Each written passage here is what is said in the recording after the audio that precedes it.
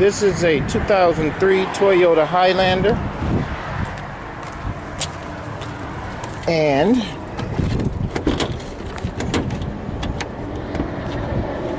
get under here.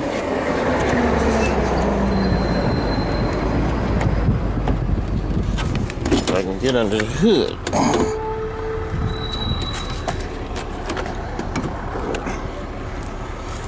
And this is the area underneath all of this where the knock sensors reside. So all this has to be taken out.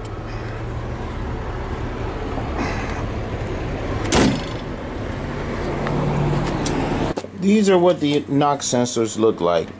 These are the knock sensors that came out of the vehicle. These are two knock sensors from Intermotor. Got them from an auto parts store. And this is a Duralast which came from AutoZone. These knock sensors here did not work. This knock sensor did not work. It had a code.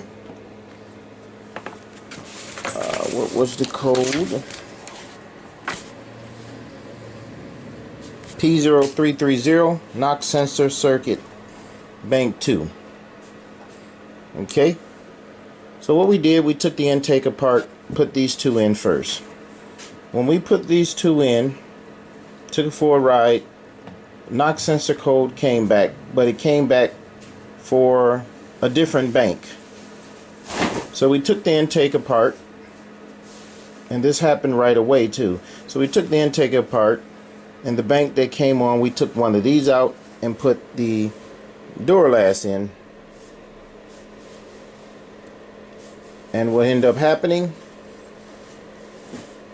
the knock sensor code came back again.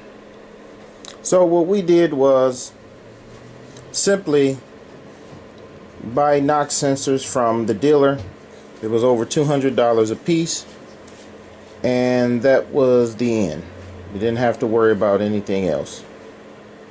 So I don't advise, if you're going through something of that magnitude, to buy aftermarket knock sensors, because you may have to be taking an intake off again. Then you'll be trying to wonder if there was a problem with you or with something else, when it can simply be the parts.